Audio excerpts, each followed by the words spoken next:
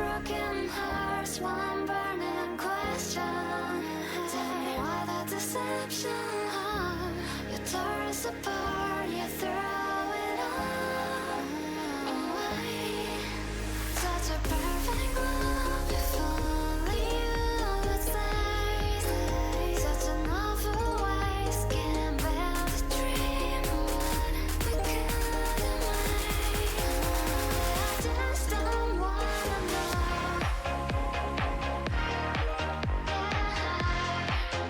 Now I just don't wanna know.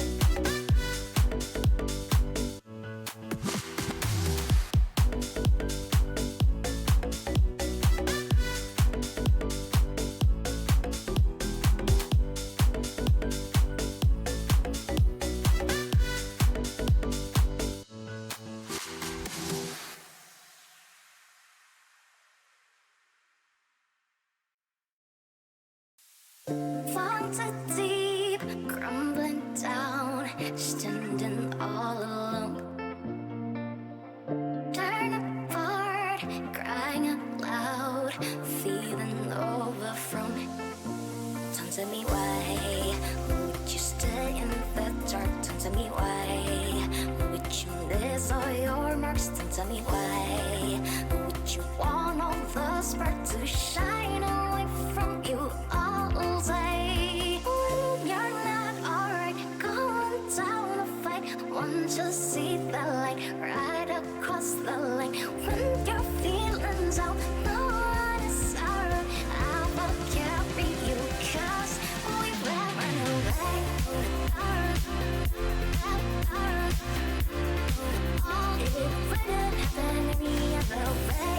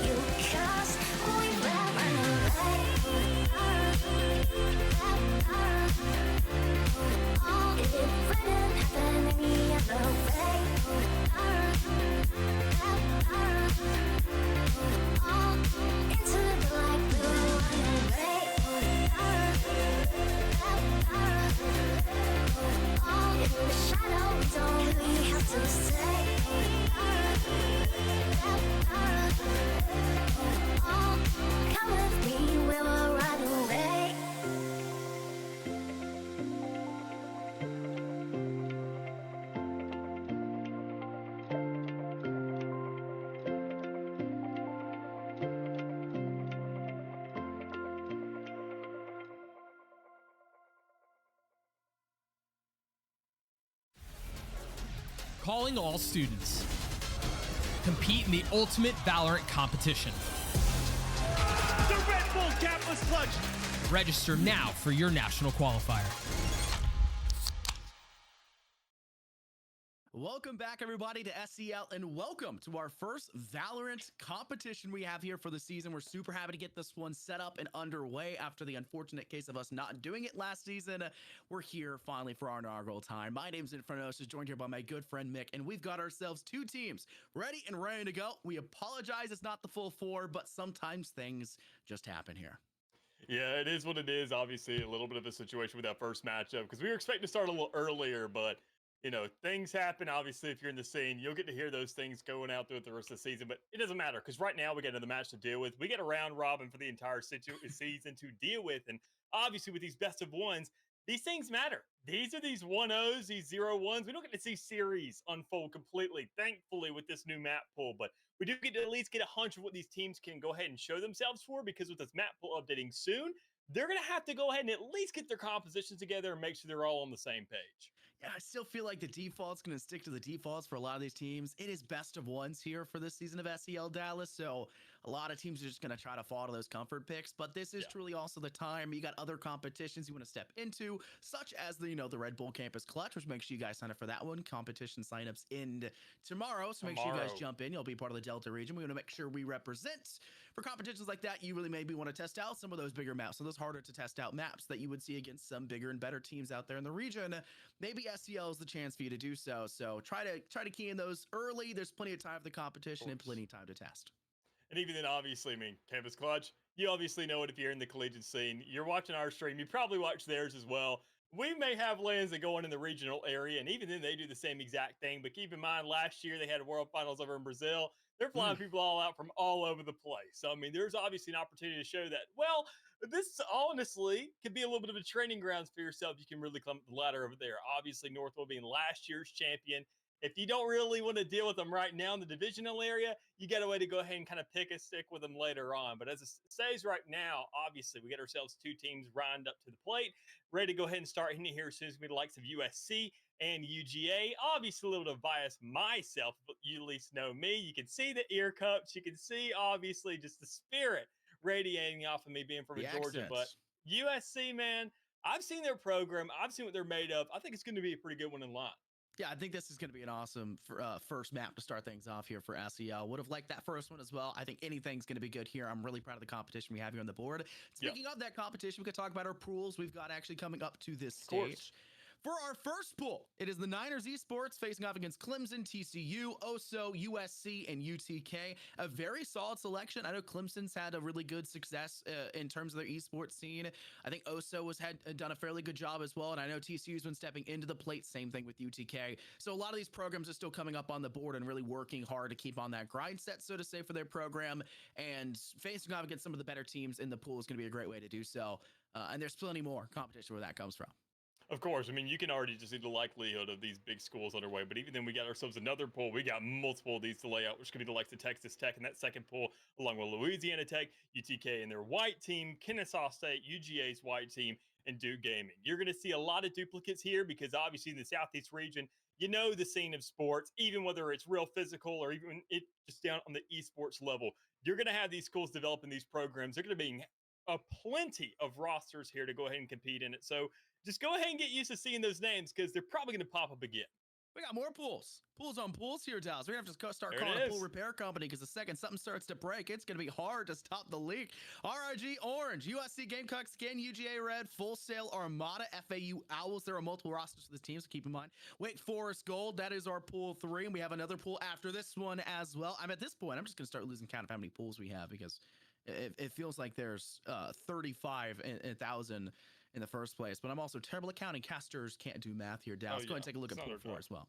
Yeah, obviously going to be the likes of GT White, another Georgia Tech school underway, but even then, Kentucky Blue, UAH Blue, UAH White, UF Blue, and UF Orange. So a little bit of an actual kind of, I would say, integral rivalry pool going on here because with two teams from two schools, you're going ahead and you're dealing with these guys in scrims every single day. So whenever it comes around to match time, you're going to know every last trick under the sleeve.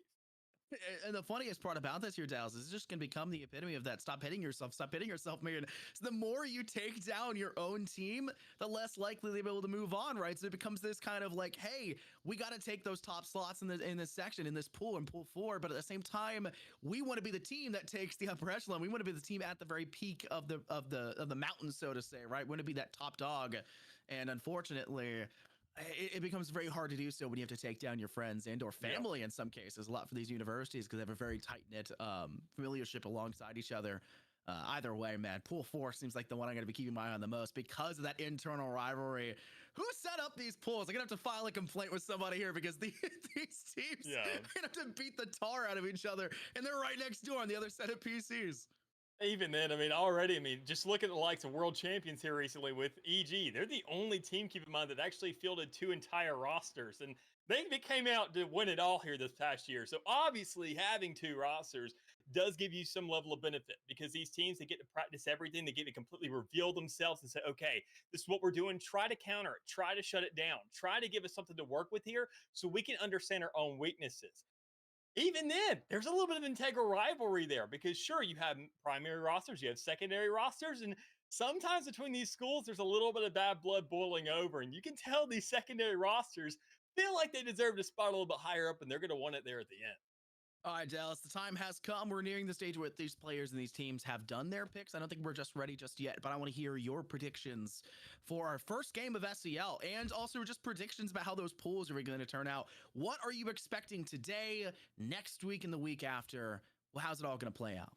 Well, obviously, there hasn't been too much competition over the course of the summer recently. I mean, we have seen a couple things kind of pop up here and there. We did see kind of a little more of a large scale, everybody come together kind of situation. But even then, I mean, seeing from those, you do see some teams not really showing up because they don't have those rosters together just yet. And even then more so, you have teams that are recurring every single year when it comes around to every single league. So I think UGA, I've seen them a little bit more. I've seen their program together a little bit more.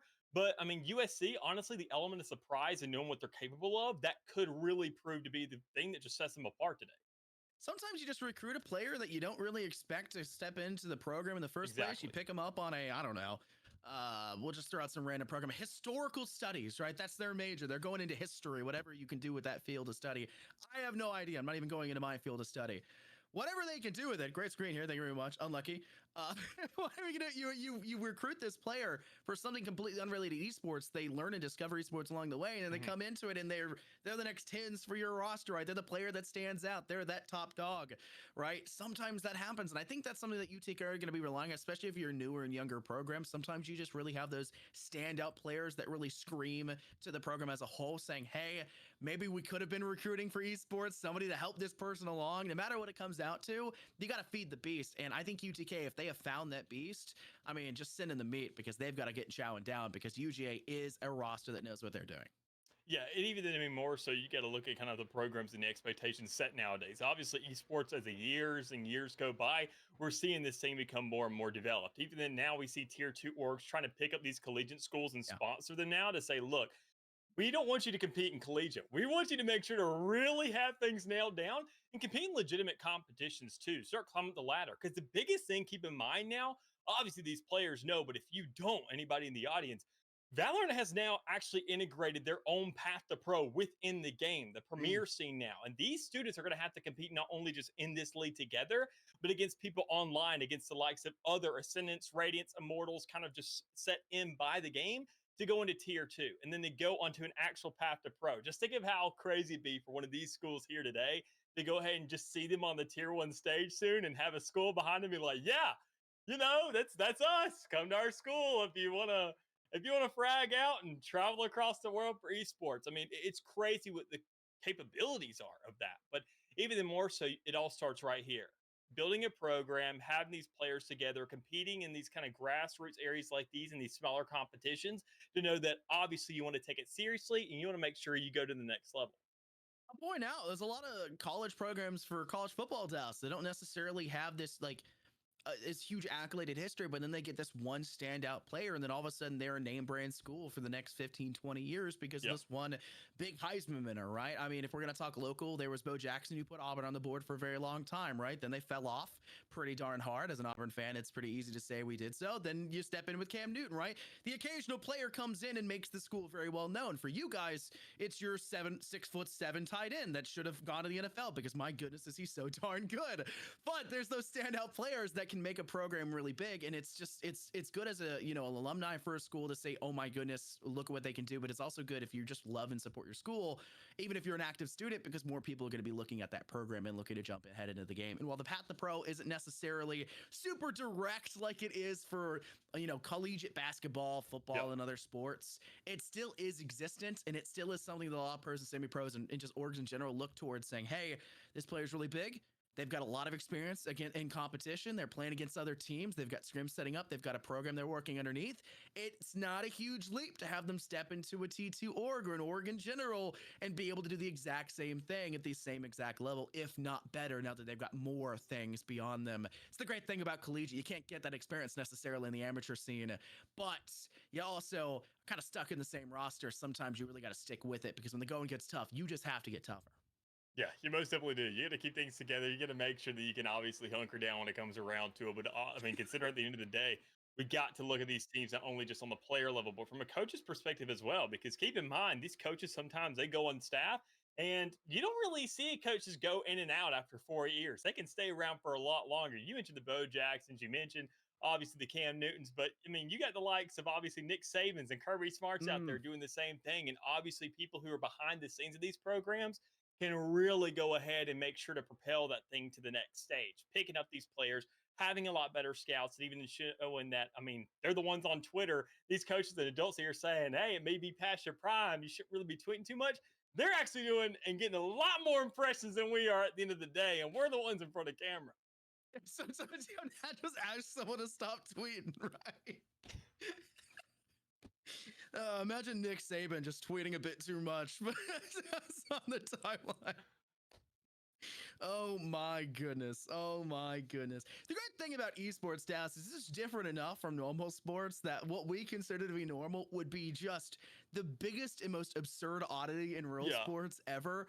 I absolutely love to see, like, we hire pros sometimes, or say hire pros come back to college to get their degrees because degrees are very important. Sometimes you get gate kept on paying till you have a degree, and then the second you do, all of a sudden it leaps open and you're making way more money. No matter what it is, degrees are very important for education. They're very important for future, and it's something that players need to look out for.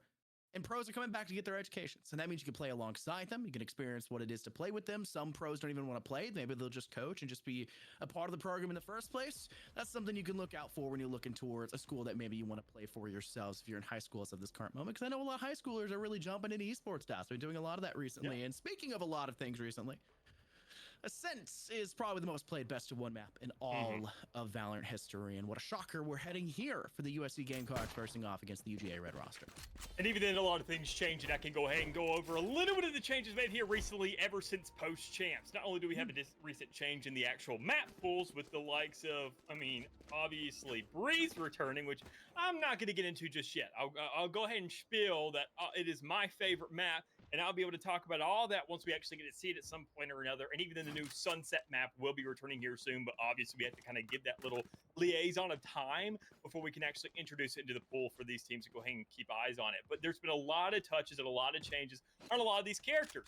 Jet mainly, who we see on both teams. Her tailwind cut in time. I mean, in half. Completely for her tailwind there. So obviously not nearly as much time to go ahead and have that thing to queue up and pop. Her cloud burst, also timer for its up, is cut in half. Her blade storm, another tick. Oof. There's so much that has gone on in this off season so far, just in the course of a week or two, that is really going to show the impact here for the course of this collegiate season. Jet, I mean, even who was the celebrity that came out with his son to champions and was dogging the fact that Ben Affleck. nerfed to all high heavens. Oh my goodness. We'll have to see how Jet really pans out. Both teams will still have to go for it. I don't think that's too big of a shocker. She's still the most comfortable operator of choice for most teams. Royalty and Ming currently sitting up and stacking on site. They do have their third opposing player, their KO, all the way back over towards Arches. It looks like there was the chance for UJ Red to try to diversify this retake of this objective, but they opt to go instead for both players up on top of Catwalk.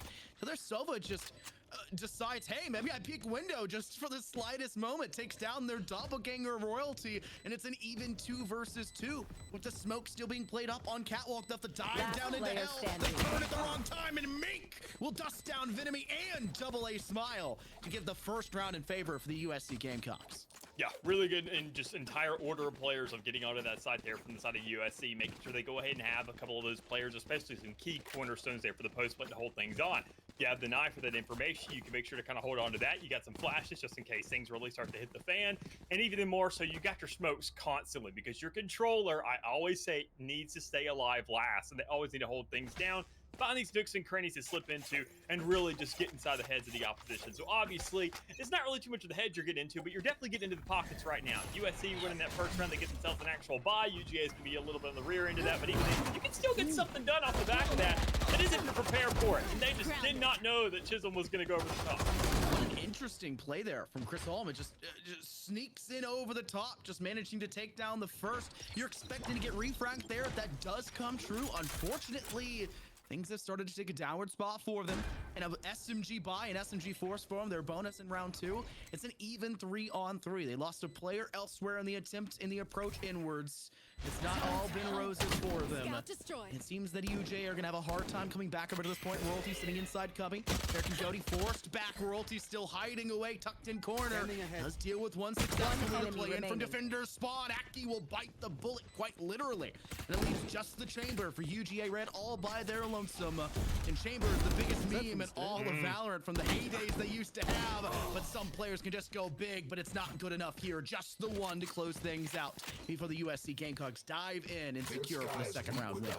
Yeah, able to go ahead and at least hold on to that Bulldog in the meantime. That's going to be a big proponent, at least in this round, to make sure you can go ahead and at least get one of those 2 bloods off. Considering that you carried over a second as well, that's just a cherry on top. You make sure to double things down, play off these trades. Those 2 players need to kind of be engaging onto these players in the middle of the map, looking for some easy picks, looking to overwhelm them, and see if they can get any free guns to pick up in the meantime, because I'm not really sure what's going on with Venomy, but we're not seeing a purchase come through. So I would say possibly more times than not, you have your Jet going for those blade storms, look for those early on, but when you're only at a 5 out of 8, they're kind of maybe just playing for death here, quite frankly, be on the attacking side. I feel like with a lot of the nerfs that hit a lot of agents in the first place here at Dallas, it's kind of slowed down the potential for round 3 for a lot of teams. Especially if you were able to take the first 2. We've already been climbing those in. It's a lot harder to try to barrage that round 3 in your favor with ultimates that can or cannot be charged to that point. Speaking of barraging, some teams have to run the players as fast as possible, and that's something the USC Gamecocks are attempting to do, but they're being gate-capped. The chamber, as we mentioned in the last round of aim, just it goes in, gets 2 kills, and falls back. Trying to assist the rest of the team, they'll drop away from Catwalk, but Mink took a shrouded step up top. Sorry, from below. He was able to find a sneaky kill from underneath. And leads into a 1 versus 2. Mink has the chance here, though they only have 45 HP. Both players for the side here of UGA Red are also looking slim to none in the HP department. Maybe 60 total between the 2. And Mink has a proper rifle to work with. Aki's just sitting right above the Catwalk side. The recon bolt will go out. That gives enough information that there are or aren't in certain positions. And they'll go for a double swing, but it'll be double instead. Who takes them down by their lonesome. A 3K in the round, but a costly one nonetheless, as 3 buys from UGA fall off the board. Yeah, majority of the players there, but you're not really too worried about that considering that your chamber is already fragged out more than enough to make sure to go ahead and kind of compensate for that with the tour de force bringing into this round. But, I mean, all things considered, USC, that was an outstanding attempt coming out from them. I mean, obviously, all the players kind of being picked off there. You look for a little bit of alert in the middle of the map, look for the seed for that tree control if it's going to be given up by any chance. Didn't really offer itself off. I mean, UGA isn't going to be giving that up for free by any means necessary, but even then, looking at the kind of way they're setting up this map, the one thing they are setting up for and the one thing they don't want to give up for free for sure is going to be that B side. Very important to hold on to it. Very important to get those first kills there down that alleyway, and you already see it closing out the first kill for a free gun to pick up. Aim's been able to step up really big so far for UGA. Obviously, the round 2 closure for 1 kill helps them charge things up. The success for 2 frag right up the rip with a buddy ace between him and there's their initial Sova that closed out with the 3K in that last round. That's cards that sort of force that set them up for this round. They get first blood, but look at the presence from the Gamecocks. Rotating from the initial B main angle, working in through courtyard, stepping up through tree, and now they have full control over towards side on A, and the spike has officially gone down. They can set up for a post plant. It may be a little bit too dangerous for them to feel that they can rotate all the way back over towards arches, especially if they're still feeling the, I would say, punishment from the last round loss and the buys they went for in that round to try to make up for the losses they had in round 2. Either way, it's going to be very hard pressed to find success if they're all just going to stack up on site like this. But UGA are making a huge mistake. It's way too one-dimensional here, Dallas. They're all pushing from the same exact angle. It's going to come down to a bundle of engagement, and Luke does not lose. 2 kills back to back, a 3K again in this series, and it's only round 5. It's that big split that, I mean, we mentioned that was just completely absent inside that round. You saw no presence towards tree coming out there from UGA. I mean, the retake just kind of seen, as you mentioned, one-dimensional there from the likes of Heaven. And you had a player completely out of it in the meantime because that null command was completely canceling that tour de force, making sure just to be there as a little bit of a backup plan, some insurance in case that chamber really just wanted to swing that and find all the aggression in the world. But once you see that null command come through, you have no real information, you have no real utility to actually engage that. You are just swinging everything raw. And you, quite frankly, in the game of Valorant, where abilities are everything, you just can't do that. So already, speaking of abilities, we have that recon drone kind of going in, looking to see if we can find any information off towards Heaven. You know that the players around site, but they're more likely towards Heaven, just kind of going ahead and backing up. And I think that Inkling is already confirmed. A little bit of a dash in, an entryway to go off the back of that, and a retake already kind of being set up with a kill at the back of it. Interesting. Great assistance there from Double S Smile to swing out and be able to get a nice shot in through that dark cover. Does place over there towards door and switch. It does put the Gamecocks in a man disadvantage now. They do have control of the objective, but look at how many angles UGA Red have up to this point. They pivoted their chamber all the way back over towards archers.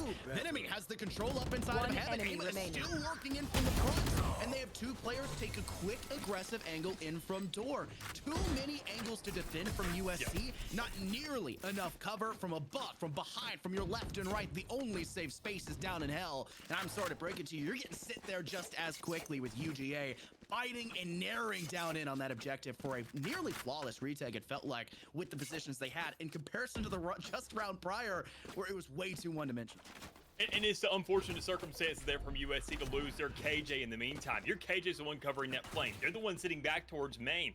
They're just getting sprayed through in that smoke. You're saying, there goes our order of operations. We have to keep this girl alive, but that just wasn't what happened. And there's really no control over that, quite frankly. So already, as you mentioned, flank coming through, tree, everything just starts to unfold there. And even then, this time it's not a flank coming out from your chamber. It's right up front there towards panels looking to get that first blood off. And, well, if you're going to choose that agent, you better hit those shots, and that's exactly what they've done. Ooh, it's a rough time to go about it, but you can see that the Gamecocks are still trying to work in very slowly despite the first initial loss they had. Trying to pivot their KG in very close to door. So we got an angle to cut down yet another. They see the player swing, American goatee, can't find a kill. And all jelly, no jam, can't hit the shot with the Marshall. 20 HP every swing with a sacrificial lamb of HP on top. And it's just meant to be for the chamber.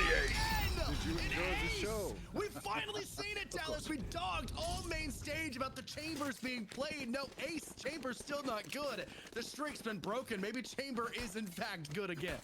Keep in mind, we've had a lot of updates since then, and now it is the school season once more. So obviously, you never could go underway. It's probably the nerfs to Jet. We've now seen that kind of margin of error, the gap between the two, really start to close in now with her kind of getting neutered. But it is what it is. We're carrying on, keeping things rolling along. Because, I mean, even then, UGA has come back for the deficit. They now equalize things out. And, I mean, on this defensive side, you're relying on your chamber. As I said, we've seen teams completely get dismantled on this defensive side of this map. Everybody expects to know through and through. So, obviously, to have this good leniency, have this player here really performing, they're just not on site right now to make sure to hold it down. But Venomy's here and doing just as good of a job. Wow. 2 kills for Venom. He's still not being removed from the spot just yet. Chris Holm will go for a nice swing, but it's Make using their from the shadows back into the back of Boathouse to try to swing things back in favor for USC, but I think the damage has been done here, Dallas. Only 2 players left, a 2 versus 3. One enemy Jet's remaining. down to maybe 20 HP on the top and 35 HP, but it's quickly 0. Great consecutive kills coming out from UGA. A very dominant round for them, and they will finally take the lead here. They had just tied things up, and now they're moving ahead of the Gamecocks, going 4-3. I mean, they're just gonna play off the momentum, right? I mean, you saw the ace from the last round. Obviously, you're a little bit dismantled. It's the side of USC says, home. We just completely got picked off by a singular player. I mean, what's gonna be going on here? Can we not really just find the exchange for even a singular individual? And knowing that they couldn't do that back to back, they don't find themselves a bye in this round, which just puts them at even more of a deficit going forward. But they do have a Blade Storm to kind of work off the backup. Chisholm is going to be your hard carry here. Really has to wake up. If this round has any kind of a shot, and even then if there's going to be any detriment in terms of trade-off in the economy, it is off the back of this individual alone. So already looking for the picks, can't get it done. It's just aim already. Infinity on the other side of the map. They know this is an eco round, so they just have all the space in the world to push out. And they're taking control of that space very effectively. You can tell that Vinemy knows for a fact no one's going to be coming in from attacker spawn. They have notified that all three players are working on middle catwalk, and there's nothing they can really do except go for a gun-up engagement and pray that it goes in their favor, which it seemingly has. Royalty and Meek will punish Aim and Vinemy for going for even more kills, and while Royalty doesn't necessarily have the luxury to go for yet another, it still is the Gamecocks who were in a dire position right off the rip, making this round somewhat more manageable. All Jelly No Jam will try to spray through the Raidanic crate with that Sheriff. Zaywon will send out a quick use of the Guiding Light, just trying to zone away those Gamecocks players. And unfortunately, no amount of warding will keep Jelly and No Jam away from the fire, and they'll take the bullet instead of sending it out the other way. And it's just one player remaining, still lagging back. And I think this is essentially a tactical time out here, Dallas, to just talk things through.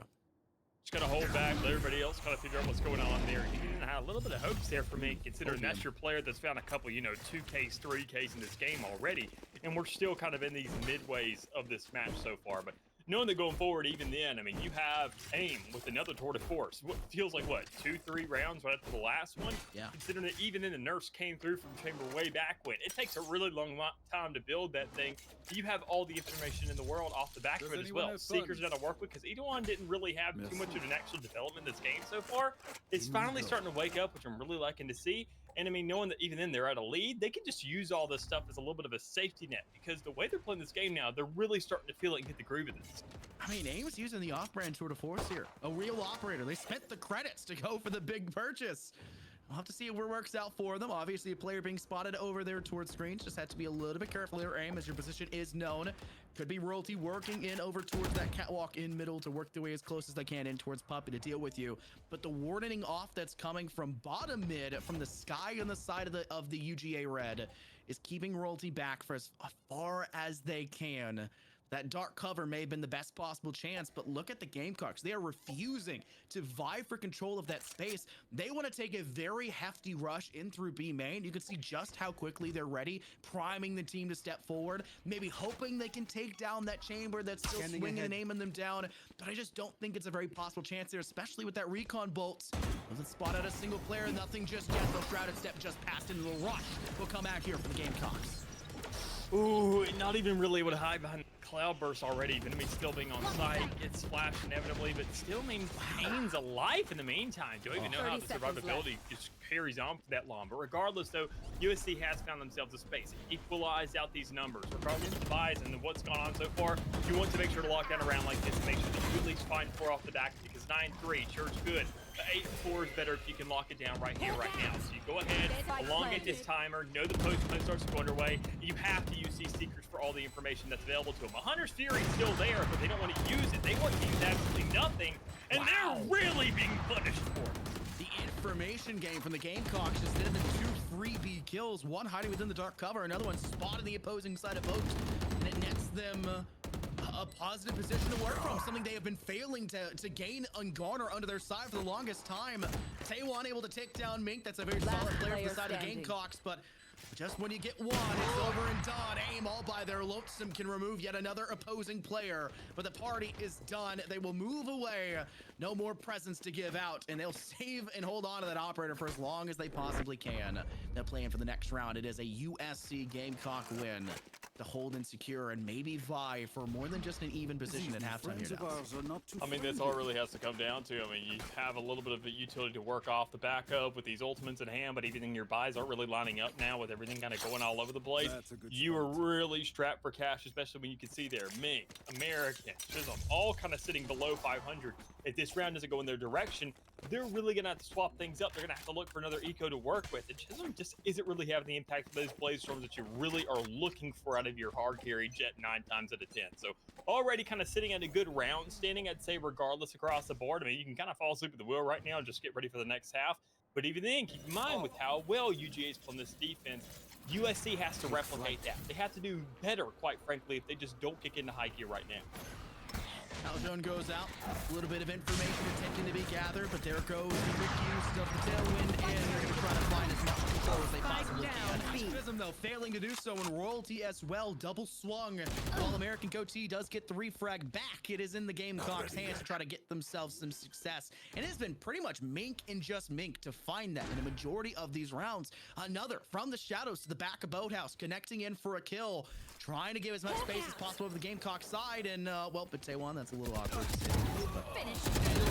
American Goatee holding up on stairs instead of inside Cubby. 2 kills made into a 3K, and all Jelly No Jam to secure. Tying things up 5-5. The Gamecocks are all but done. Yeah, I mean, obviously keeping things rolling along. They're making sure they keep themselves back in this because that round was probably the most important of all of this entire half to make sure you can kind of keep things either equal or let this thing really start to spiral out of control. Because, I mean, UGA guarantees themselves 6. They're going to keep on rolling with it. But even then, at 7-5 at the end of the day, that is locked down here. That is guaranteed. But UGA have all the resources to really hit it home and find themselves some more. But, I mean, they just seem very, very hesitant to pop these things out. The Hunter's Fury, you and I see it all the time, gets popped with absolutely no intel off the back of it. Sometimes that's fine so long as it's towards the end because you're not going to get a second chance to use that now. Ultimates need to be used very quickly, especially as we're closing into the final moments here of this half. AIM, honestly, I'm impressed that they were able to relocate Jet quickly. Even with the ability usage, a lot of players step out of that zone. It can find to be a fairly big loss, but with Royalty finally finishing the job the rest of the team has started, that will give UGA a bit of a back burner to try to come back into this round. They've left no one on site. They know how quickly the Gamecocks move in to go for the kill in the objective itself. And it'll be a refrag position for UGA. Double Small taking down one more. It's an even 4-on-4. One player left back over towards B main. The question will be if UGA Red are aware of that.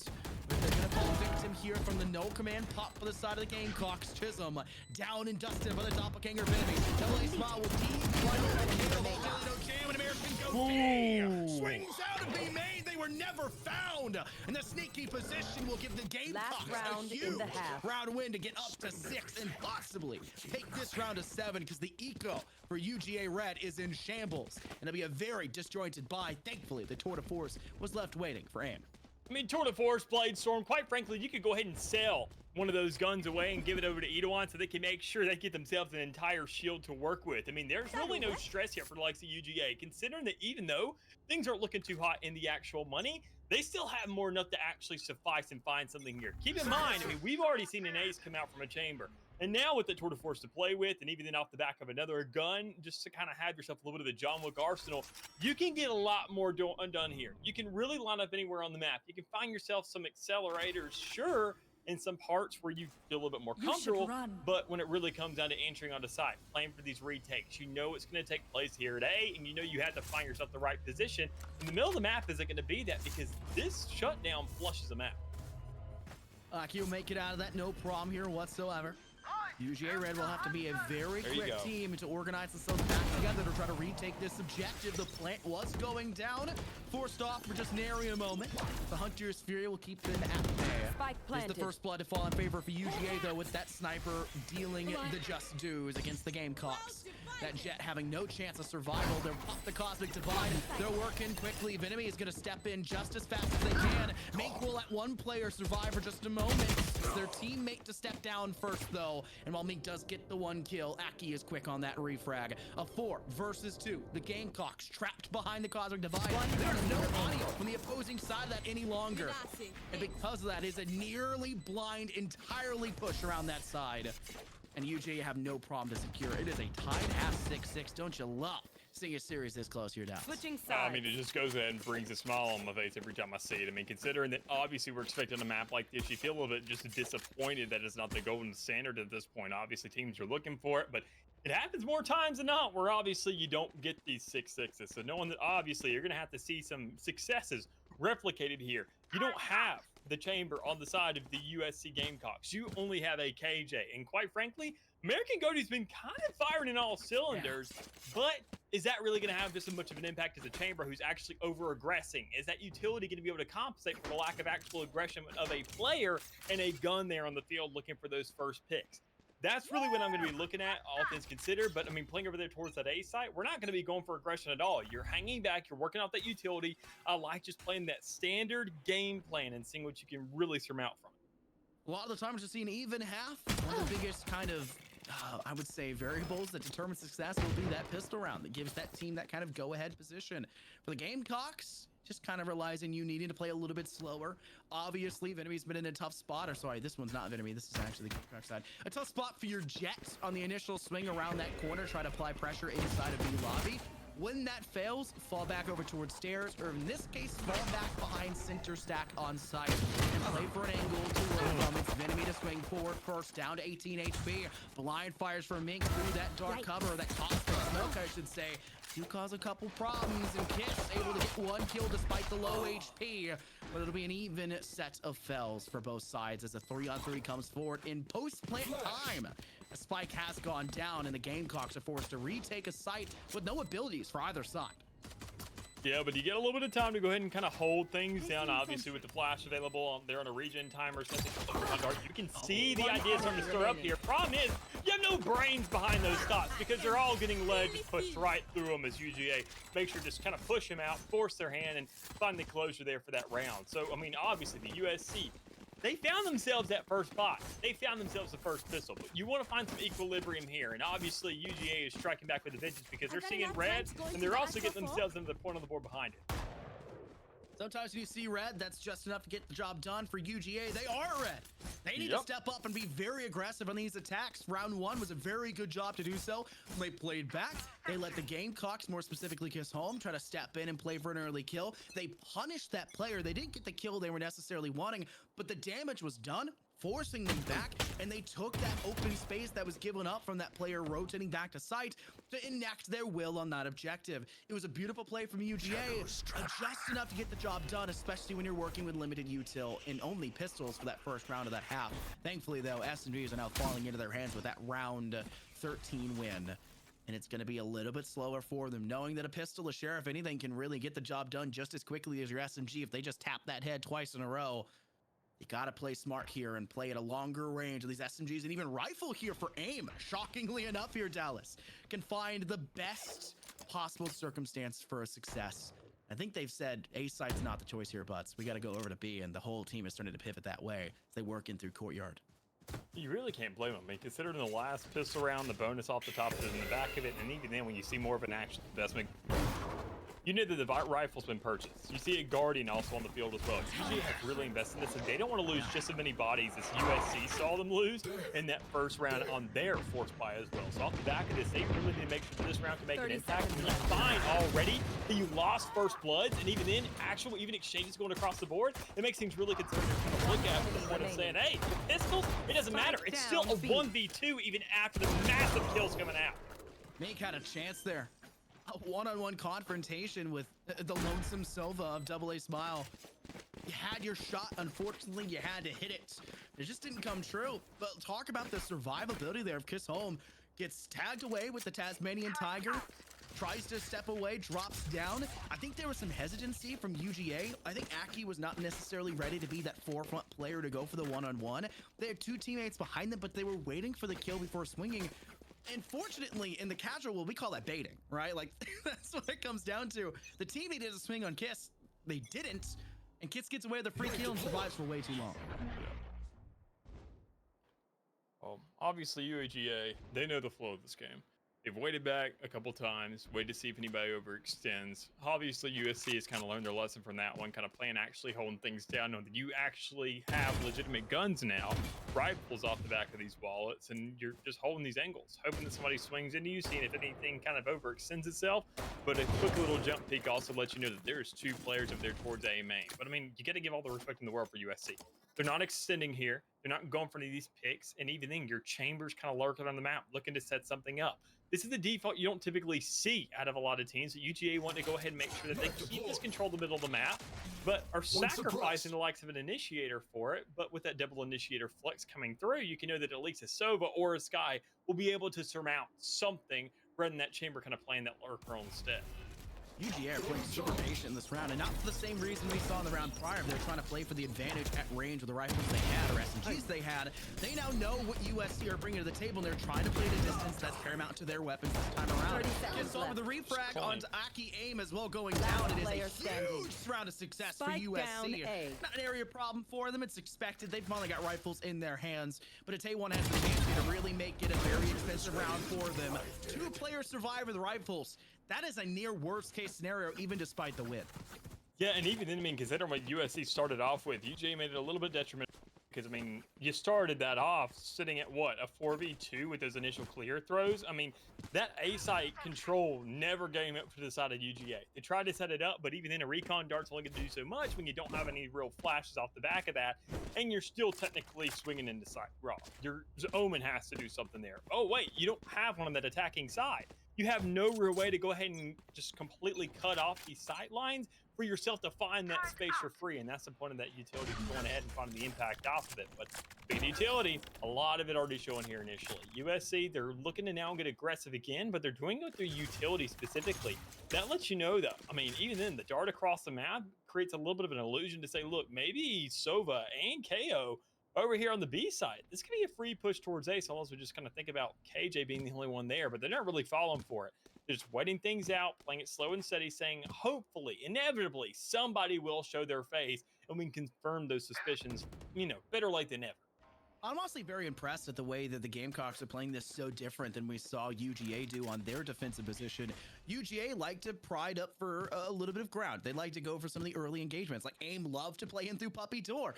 We saw a lot of players swing aggressively in through B main and lobby. We saw players sitting bottom mid a lot more assertively, I would say, farther forward, closer to market than we see all the way back towards defender spawn.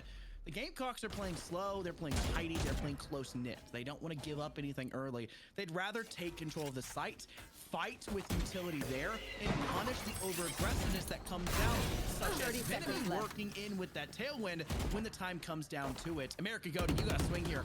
Enemy's gonna take down Mink if you're not careful. I don't know how Mink scrapes that kill by, but it is still 2 in favor of UGA. American Goaty still in the back of Boathouse, can't scrape a kill in their favor, and UGA will use that as a great chance to put down that spike with only 11 seconds left. Plenty of time on the board. Oh my goodness, is that a nade, a fragment to take down a player of hockey? UGA scraping another one back in return. It is only Kiss Home left and remaining, and the wall peg from the Headhunter. Huge. Oh, that is a great round from UGA. They are just 1 round away here, Dallas, from double digits against the Gamecocks. It's quite odd looking at these 2 squads, kind of how they're going back and forth, making sure these halves are looking as equal as they can be. But even then, at the end of the day, each one of them are winning these critical rounds. But I mean, at the end of the day, obviously UGA, they're the ones locking it down. They're the ones with that 2-round lead. They're the ones who won that pistol. And sure, even in that first half, they're able to compensate earlier. USC has to step up to the plate and make sure to kick it into high gear for that exact kind of retaliation. Look for those 2 rounds, kind of make them as clean as possible, because even then, off the back of these wins, they're really not looking all that good on the money already, considering that, I mean, they're looking for these aggressive pushes again. They're swapping it up once more, back and forth, back and forth. It's kind of like a seesaw in terms of how their tempo works. They're trying to go ahead and use that Blaze-Storm as a catalyst for this one. They haven't really found the results off that yet, but even then, eventually, they probably could, as the Chisholm actually hit those blades. That's really unfortunate to watch. Yeah, especially when it's so much harder to charge that ultimate now, Dallas. And the whole kit in general is a lot less lucrative as a whole. It makes every single cast of your kit that much more important. Finding no impact there, truly. Just a little bit of damage, if even that. Barely even breaking the armor on these players. it's a little bit sad to see. It's very lackluster in that regard, but they can make up for the rest of the team outside. The judge comes out. Maybe. I don't know how Royalty does not get that kill onto Venemy, who not just takes down him, but just moments prior took down the player up in heaven on Catwalk. A 2-for-1 special for UGA, and now it's a 2v4 special for USC to try to come back, and they are falling apart at the seams. Paul Jelly No Jam falls back in the rafters, falls back over towards Arches, and it leaves just the last lonesome player of American Goatee to fall, and they do just that with Venomy's 3K to secure the double-digit margin for UGA.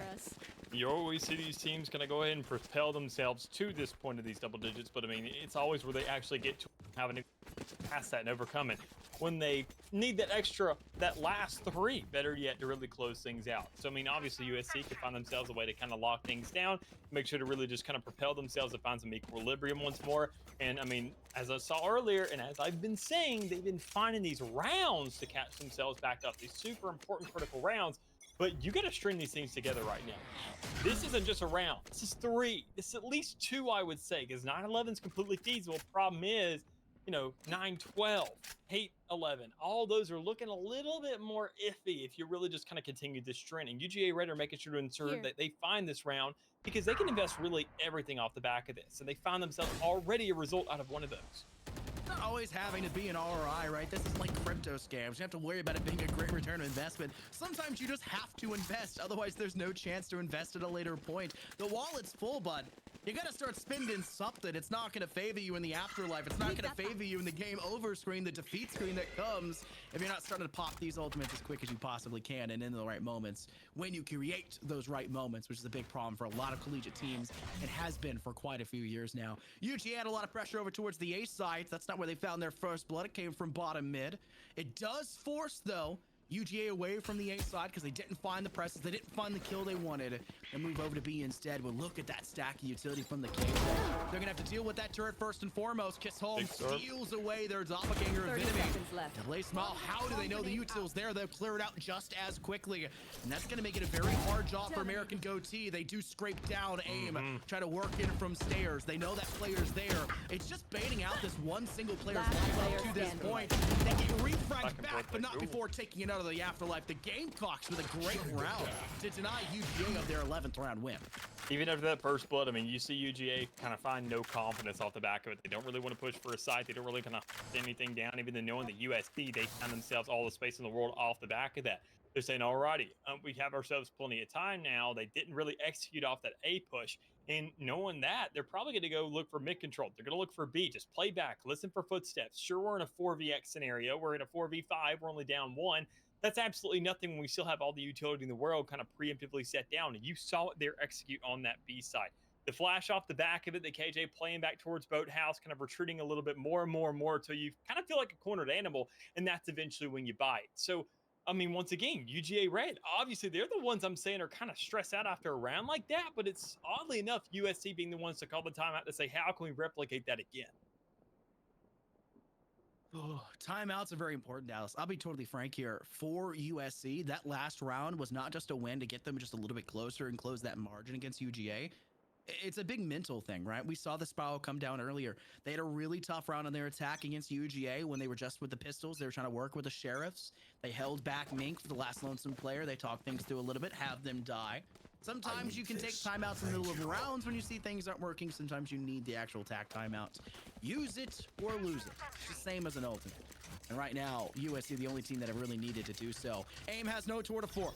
Day one, 2 pips away from their ultimates. But the rest of the team for UGA have it at the ready. And I think the Cosmic Divide was a huge surprise to their success a couple rounds prior when they were going for the retake on their defensive half.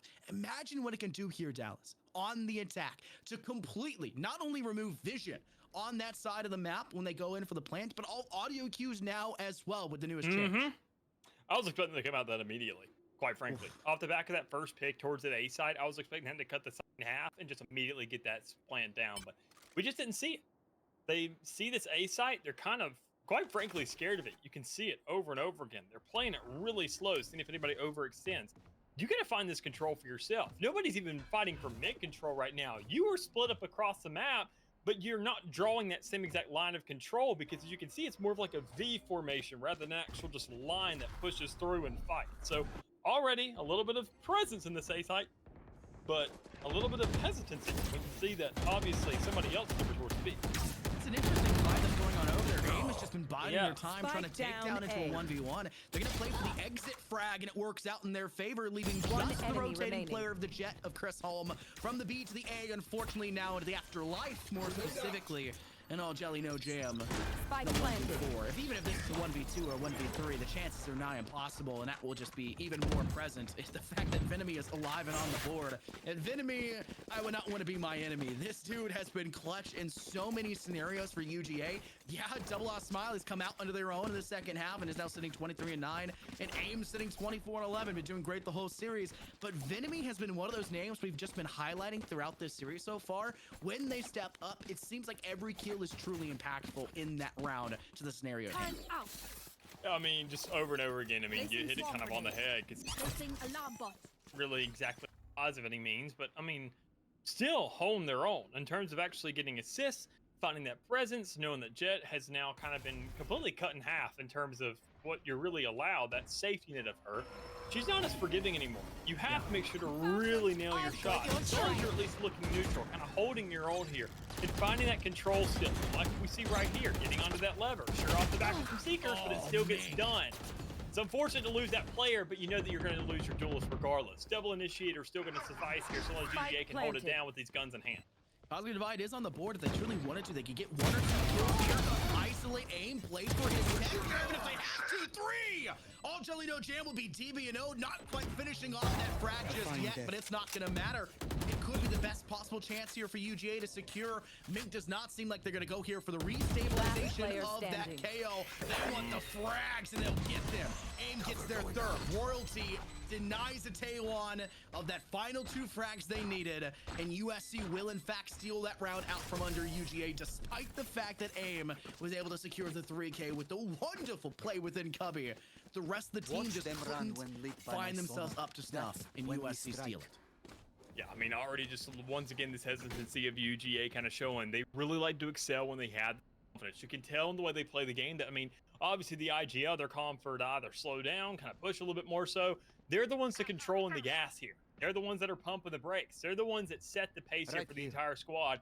And it seems like it's a little bit all over the place. Understandably so, when you look at the likes of USC, they're determining whether they want to go fast or go slow right from the start. But yet it seems quite contrary to what UGA is doing, to where it seems like they can never really decide. They go fast in the actual take for a main area, getting onto the site. They don't really want to do it too much. They want to kind of swap things up, wait for a first pick.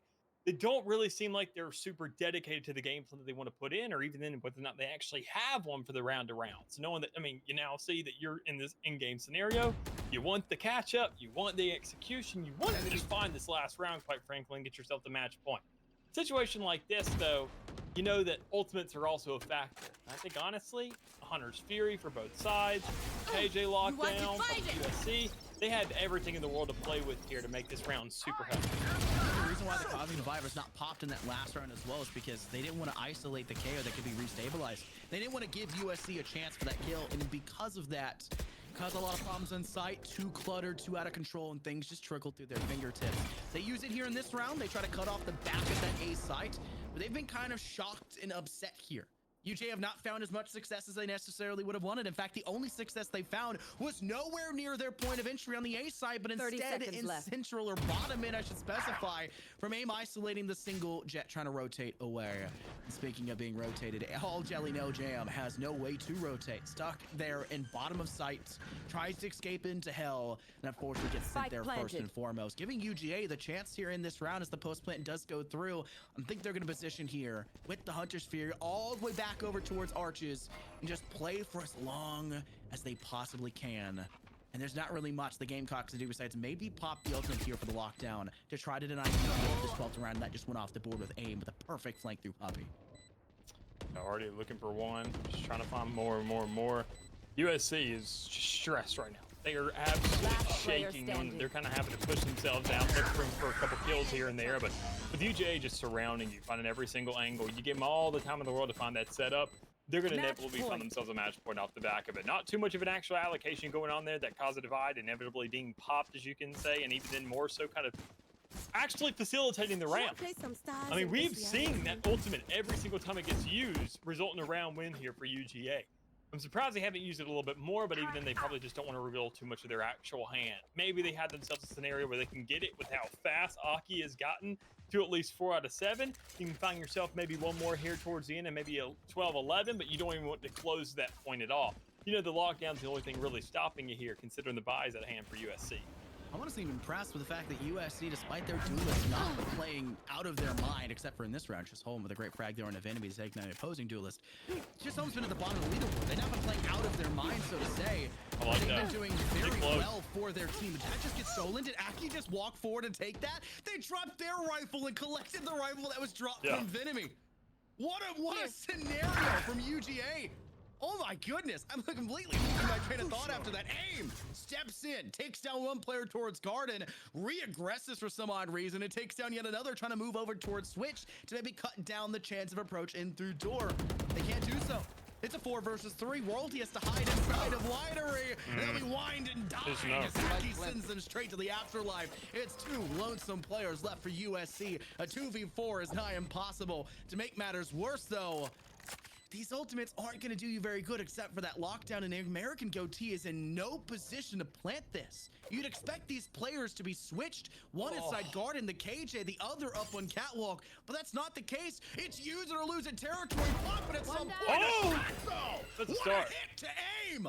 And it's done in even more marginable position. American Goatee will fluff them away all the way back towards Winery. The Hunter's 3 will go out. One enemy Is this remaining. enough time? Mate goes down. They'll have to stick it from this point on. And the KJ ult could keep them zoned. Is there enough time for Goatee?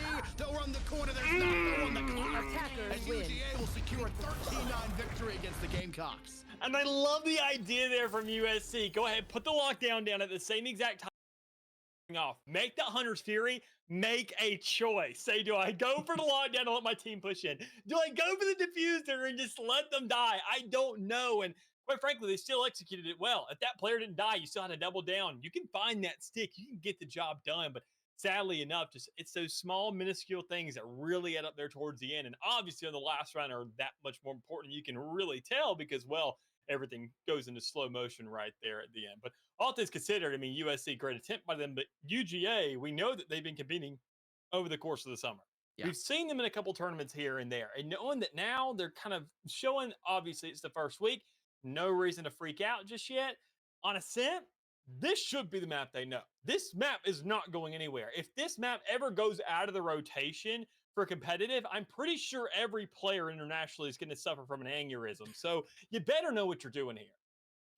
Ascent is the team where good teams go to die. Any team can compete in Ascent. So if you're a very good team, an upper echelon roster, and collegiate, even pro, sometimes that's semi-pro teams, sometimes even high school teams, if they're really good, like those, top 3 teams we've seen in high school, they can upset a college team, right? Ascent is the map where upsets come true, right? It's the map where nearly anybody can compete.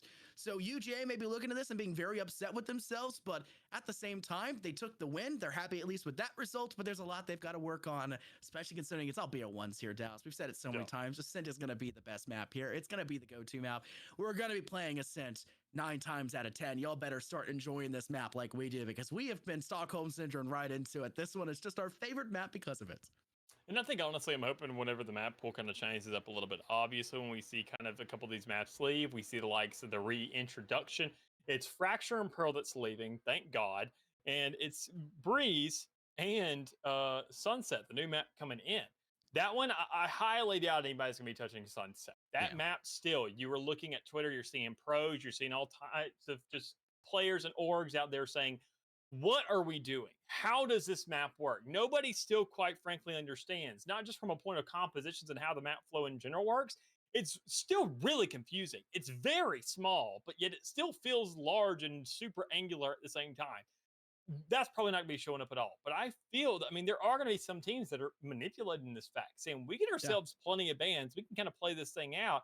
If we get around to the last map, those last 2 possibly being our favorites, ban out Ascent, and we can have one of these new maps come underway, and we can kind of get a little bit of experimentation going. Obviously, your teams that have 2 rosters or your schools with 2 rosters are going to be experimenting with those a lot more. We may see that actually in Group 4.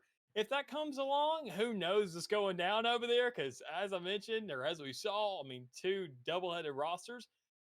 But I mean, everywhere else, you want these curveballs. You know, you can have these map pulls play to your advantage. But sadly, I'm kind of with you. Inevitably, I feel like it's going to be what we see 9 times out of 10, because you go into a best of 1. They want to say, well, let's just go to the place we know best. Yeah, I mean, if you're looking at a team, Dallas, I think you would agree with me on this, that's going to be playing the new map first and foremost. It's going to be teams like Northwood, right? It's going to be those upper echelon teams that already have enough history with every map that is already available. Even Breeze coming back into the pool, right? They're going to have that experience on that map in the first place. Even with the changes, they're going to have a lot of experience with it coming in.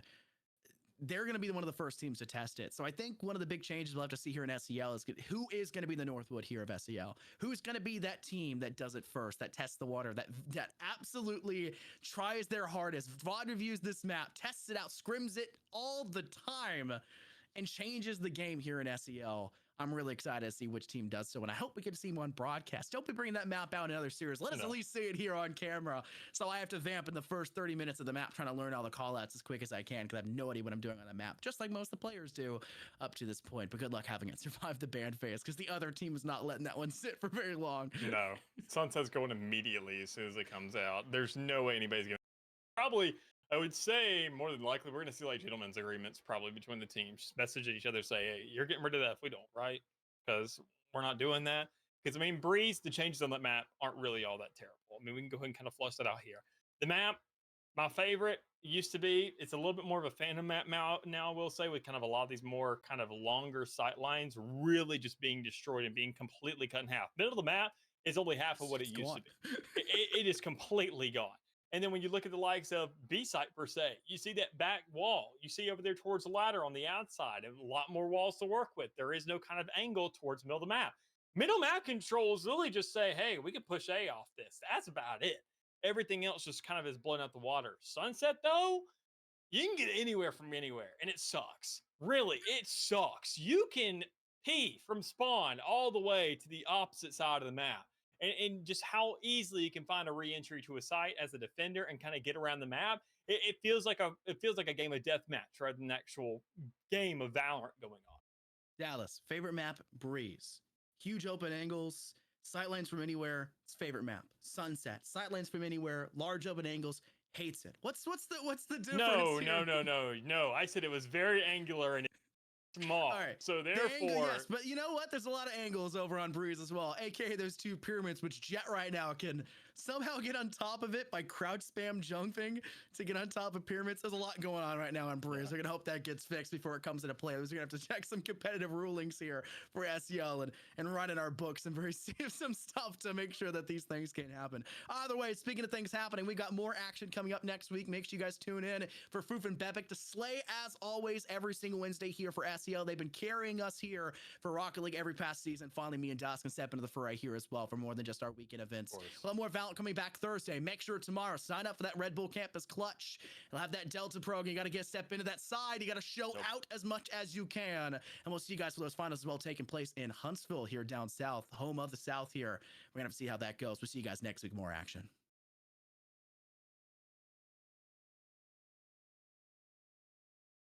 Thank you.